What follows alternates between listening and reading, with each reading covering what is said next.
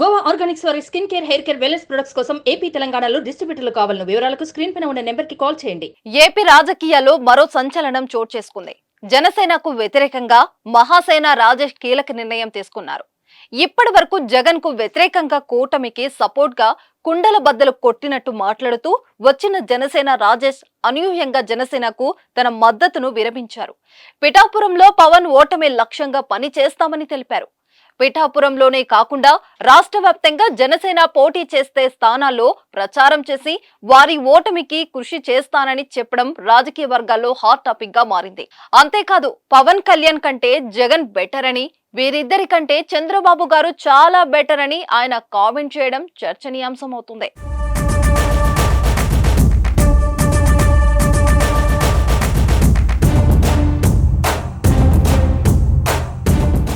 కులం, మతం పేరుతో అమాయకులపై దాడి చేసేవారు ఎవరైనా సరే వారికి వ్యతిరేకంగా పోరాడతామని అంబేద్కర్ గారు చెప్పారు. పవన్ కళ్యాణ్ గారి వలన జరిగే అనార్థాలు ప్రజలకు తెలియజేస్తాం.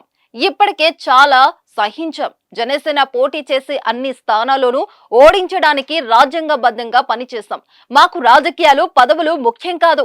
అన్యాయానికి గురవుతున్న ప్రజల తరపున పోరాడటమే మాకు ఇష్టం. పదవులు, అధికారం కావాలనుకుంటే జగన్ గారితోనే ఉండేవాళ్ళం. పైన ఉన్న నాయకుల్లో నిలకడ లేనప్పుడు మేము కూడా నిలకడగా ఉండలేమంటూ ఫేస్బుక్ వేదికగా పోస్ట్ పెట్టారు. మహాసేన రాజేష్ తీసుకున్న ఈ నిర్ణయం కూటమిలో టెన్షన్ పుట్టిస్తోంది.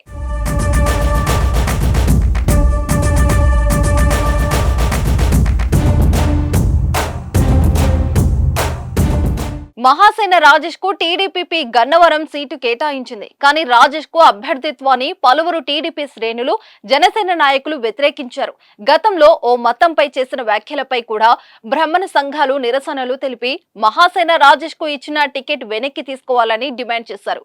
ఈ క్రమంలో ఆయన రాజేష్ పోటీ నుంచి తప్పుకున్నారు. ఆ సీటు జనసేన పార్టీకి కేటాయించారు.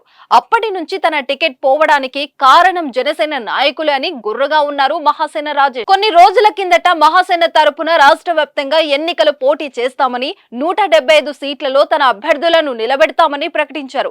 కానీ తెలుగుదేశం పార్టీ అధిష్టానం బుజ్జగింపులతో పోటీ నుంచి తప్పుకున్నారు. పార్టీలో కొనసాగుతానని ప్రకటించారు.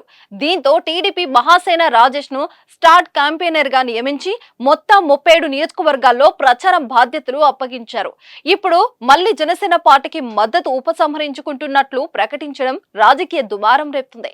దీనిపై టీడీపీ, జనసేన ఏ విధంగా స్పందిస్తుందో చూడాలి.